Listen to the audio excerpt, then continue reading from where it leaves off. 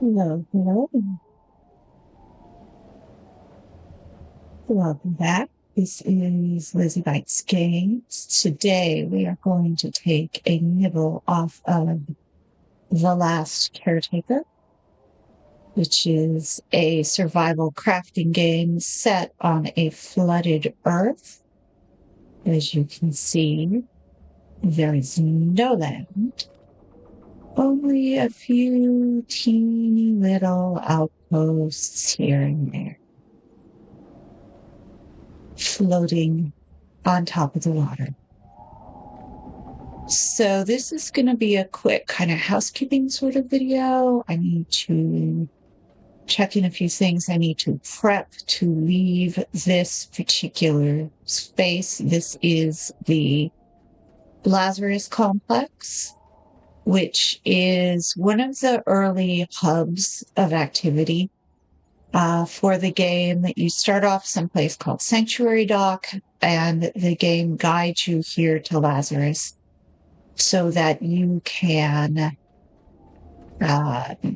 advance the whole saving humanity part of the problem, part of the situation. Apologies. This does not have any power, so I can't access the map there. But you go downstairs. My little angel friends. I tore down up top here. There were some wind turbines. I went ahead and went over to solar and battery. Nothing in the container. Like a lot of people, I kind of got a little tired of repairing the wind turbines. Not a huge hassle, but I don't know. I just thought I'd make my life a little easier. I also took a quick stab at sorting out some of my wiring, making it a little less loop-de-loop and a little bit more precise. I pulled it down the ladder, neatly squared the corners around the edges, and started to loop it along this yellow line here, which allows me to pull it across. Did a little bit of rearrangement around the Lazarus racks, but I only got halfway through, so I won't show that off. So where are we in this game?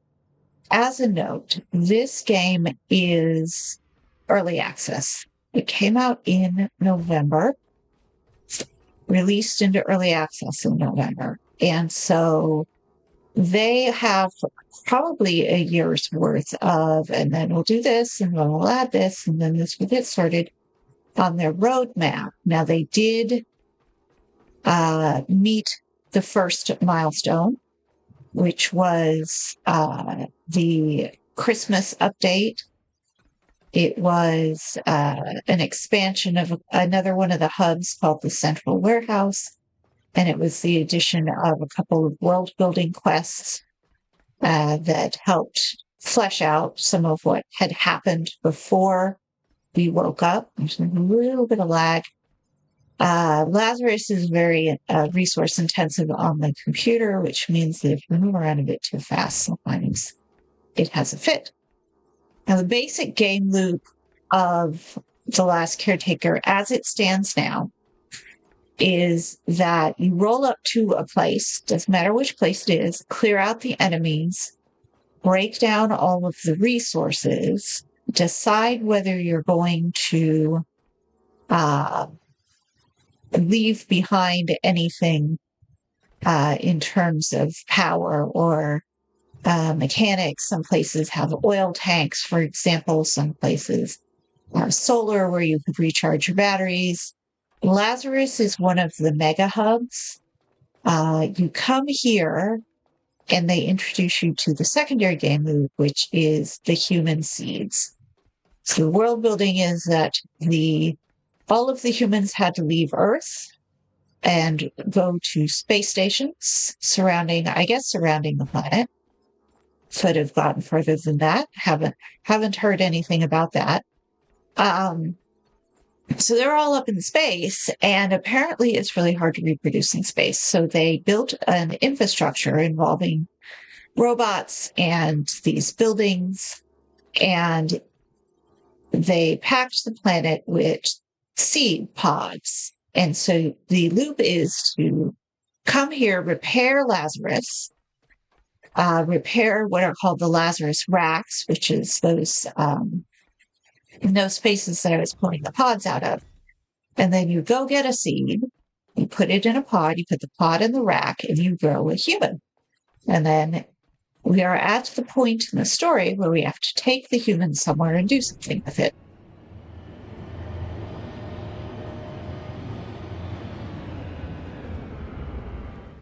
And that is that quest that is up on screen in the upper left-hand corner, which is directing us to a place called Exodus Station. Exodus is another one of these mega hubs. It is huge. It's absolutely gorgeous, but it has got a lot going on. So we say roll up to the hub, clear the enemies. Rolling up and clearing anything out of Exodus is its own special. So we are going to do that next. And it's going to take a minute. Once I have my pods onto my boat, did I get caught? I did. I got caught in the belly. Once I have my pods onto the boat, I will go take a look at the map and show you what that looks like.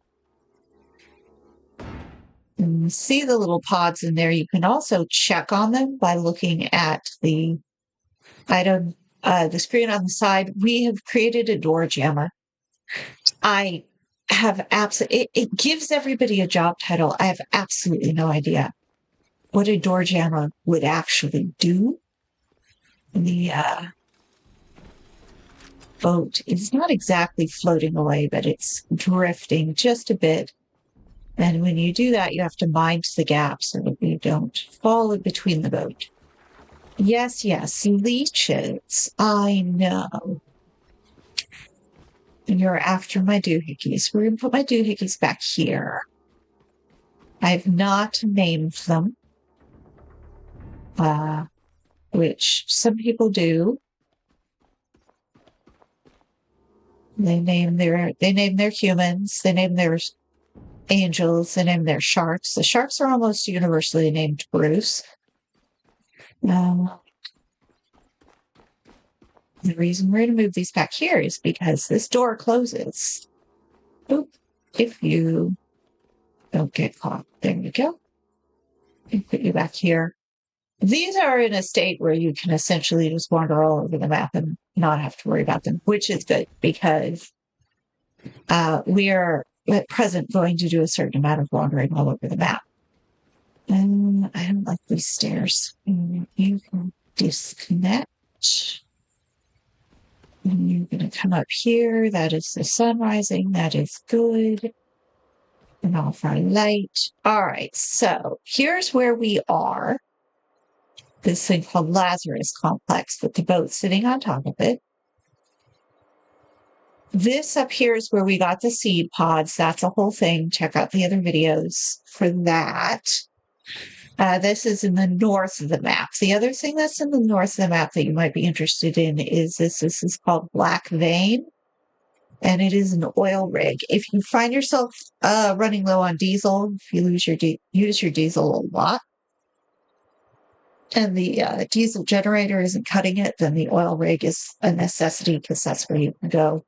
More oil, turn the oil into diesel and petrol. Down here, now there are two things down here that are interesting that you will probably want to do eventually. One is called the Central Warehouse. The other is called Sanctuary Dock 11. They're both mid to late level. Like, I'm level 12 or 13 at this point. I might be able to handle Sanctuary Dock 11, but the Alpha Warehouse is even bigger than Exodus in some ways. It is packed to the gills with enemies. It's also packed to the gills with resources, so it's definitely worth doing. But The next place that I think that we're going to go is we're going to go to this beacon. And this is going to open up the entire south end of the map. We'll get all the little icons down here, including the one for Exodus Station. And then we're going to go to Exodus Station and send our humans off into space, which is what has to happen to them at this point. Now, look at those little butters. All right, here we go. Fresh robot. Yeah, that's right. He's right. Yes. I need biomatter. And since you're kind enough to line up, come on. Come on, fresh robot. So we're going to do the beacon just so that we know where we're going. And then we're going to do Exodus. Exodus has got a bunch of different layers to it. I'm going to hopefully do it a little less. The first time I did it, I literally fell in a hole. I mean, it was sad. It was entertaining, but it took a lot longer. I'm hoping that it will take less time and be a little more straightforward than it was last time if I go this again. After that, though, I do have to decide. I've done a lot of the sort of new stuff from the Christmas update already on a late game save. I have a playlist for that. And so that character is maxed out at level 25. They have all of the bells and all of the whistles. Oh, I have to disconnect the boat from the building before I go anywhere. All right. Turn you off. Go ahead and collect my cables. I'll leave that there so that when I come back, I can just reconnect the boat. I like going up this side because then I don't trip over the stern. Pick back up. All right. There we go. Once I've finished setting off the first rocket, or at least the first rocket for this run, I'm going to decide whether or not I want to continue playing on this run. A lot of what they put out for the first update was mid to late game. So it's better tackled when you have a level 15 through level 25 character. And am I still running off of diesel? I'm a mosey. So I can probably just, at least for the moment, keep playing with the late game character that I've already built, but I want to do another run through Exodus and see if I've got the mechanics and the how-tos down. So that's what I'm going to do with this character. So I'm thinking it's going to be at least one more video, maybe two, clearing out the beacon, and then the Exodus has got the entry space. It has got the power space, the launch space, and then the launch command. There is a fifth, up to five, there is a fifth space that you can clear. And along the way, there's some fairly high level enemies. I've been maxing out my vitality, so I can take a few hits from these guys, but I do just need to duck away, make sure that I have somewhere to hide while I heal back up. But it can be done. It's fairly straightforward once you know what you're dealing with. And so I'm going to probably get another 6 or 7 videos out of this, maybe 8 or 9, before the rocket takes off. And then I'll go ahead and show you what happens when the rocket lands again, what you get for sending humans up to space. And then I may just put a general pause on this particular run and try something else. This is the first time I've gone through early access at this level. And I think I've said this in another couple of videos. Usually, if I hopped into early access, I'll give things a shot, particularly if there's controller support, and then I'll just say, great, see you in a year. This is the first time I've gone through and I've been paying attention to the patches and I'm paying attention to the mechanics and how things are balancing and rebalancing and stuff like that. So it's really quite fascinating, but I'm not sure how what I want to do with the downtime, essentially. I also don't want to be one of those people who's like, well, you better have one update up out a month, otherwise I'll stop playing your game, because, well, that's just bitchy, quite frankly. So I do need to sort of set some soft breaks and pay attention. There's also the possibility that they may change something that means that the late game character becomes unviable, like too much changed about the mechanics, then you're not going to be able to use the late game character. You need to either start over or have a mid-game character ready to pick up the slack. Alternatively, a lot of the stuff in the roadmap could be, rather than late game, could be mid-game. And what happens next is they raise the level cap, and everything that comes after this is stuff that you would need to be post-level 25 in order to handle. Otherwise, it'll eat you, and that's the end of you.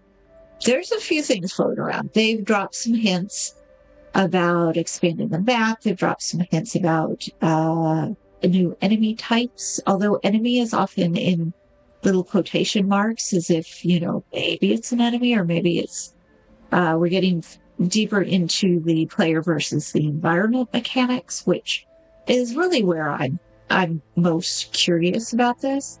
That's where I get the most interesting feedback. I like puzzle solving on the sort of little islands. Like, you roll up to an island and you've got a certain amount of resources at your disposal, either what you've brought there or what you've found there. And you kind of have to solve okay, well, how do I clear this out? How do I turn this on? And so that's what I'm really getting a kick out of in this game. And I guess it's the level design of things like Lazarus and Exodus and Black Vein is fantastic for that. I'm having a lot of fun sort of, banging in, seeing what kills me, taking a step back, seeing, okay, well, if I went in this direction instead, what would that get me, kind of thing. And I really like the world building that they're doing. The math doesn't exactly line up. If you're resurrecting humanity 3 pods at a time, it's going to take a while. But like I said, there are hints that this map is very empty, but maybe some of the others are not. That there are other maps, that there may be other mechanics that they just haven't shown us as of yet. So I'm really curious. I'm very curious about this game. It really caught me when I played the demo, and it's still kind of got me. That said, there comes a point where watching somebody dismember a table becomes a little less interesting. So there's a certain number of things that you can do kind of on stream, as it were, and then you sort of have to step back and say, okay, the housekeeping will happen off camera. And I think that may be where we're going, at least at the moment. My poor sweet robot may have to fend for himself. I may spin up another one who has a different take on things. I'm curious about maybe like a challenge run where you can only, maybe one where you can't ever go back to anything, or one where I was kind of thinking about one where I would not use the dismantle tool, where everything that I found would be available in an environment and what they've left behind, and encourage a kind of more exploratory attitude, because you have to climb into every single crack and find every single thing that's been left about in order to have any kind of resources. But that has implications in terms of your experience gain. because you get experience by looting, and you get looting by either finding things loose lying around or by dismantling things. And I think one of the reasons that I'm hitting the level cap so quickly is that I am dismantling a lot of stuff. I'm not quite the strip it down to the bones loot goblin. That is another very viable method for using it, playing this game. But I do dismantle quite a bit. So I'm going to need to think about that. I'm going to need to see how dull it is. Well, it would be very interesting for me if I was, just playing for myself. That would be kind of fun, but it would be much slower. I think it would be, the boat would be like this boat right now. I'm not using the diesel. This boat is moseying along at 17 kilometers per hour. You can imagine if you don't have the resources you need to even fill one battery, then you're going to have to have the net out, for example, and hit up every single little of the orange floaters that give you this, that, and the other kind of resource that's going around. It's going to be a much, much slower build. I'm kind of curious about what that might look like. I think off to the right there, that is Sanctuary Dock 11, which is another sanctuary similar to the starting area of the game. And I may go there eventually, but for the moment, I think I'm going to beeline for let's swing. Let's get close enough to see if we can trigger the pop-up that tells us what that is, and then we can swing back to the beacon. So at least it'll be on the map as a named object. And that also makes me think that Central Warehouse must be one of the smears on the horizon a little further on. Anyways, I'm going to go ahead and give this a few minutes, but this is mostly just going to be me getting to the beacon, and then I'll drop back in when I'm actually at the beacon. We'll talk about what it takes to put it back into working order. I won't do Sanctuary Dock 11 at this point. I'm going to do the beacon, and then I'll do Exodus. I do have although now that I say that, I might take that back, only because I think I lost the footage of clearing Sanctuary Dock 11 the first time. So it might be worth doing. But we'll do the beacon first, because I don't want to deal with the skitters at this point. So I'm going to leave that there. When I come back, I will be at the beacon. I'll do the beacon first either way, and then I'll decide whether I want to do the dock. And then we'll do Exodus, and then we'll launch our humans. And then we will check back in. Because, of course, the other thing that may happen is that the next update may come out, which may change the math in a lot of different ways. In which case, I might just put a cap on this and say, go watch the others, or refer you to another YouTuber who's done Exodus Station. It's very cool. It is very cool. And I do want to have some sort of record of a way of doing it that does not involve falling in the hole. But whether or not I do that this run, I guess, is going to depend on what else is going on in the game around it. So that's me for this morning. I will go ahead and I'll probably record a little bit more, but I will talk a little bit less. And in the meantime, I will say thank you for watching, and see you next time.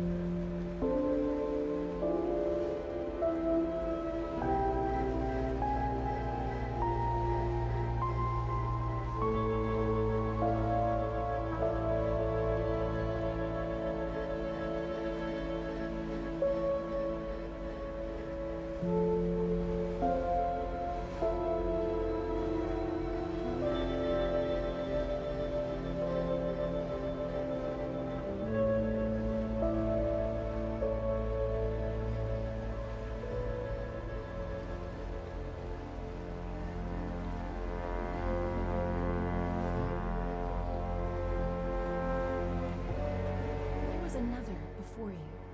Same frame, same design, same directives. But when I sent the signal, only you answered. I need to know why.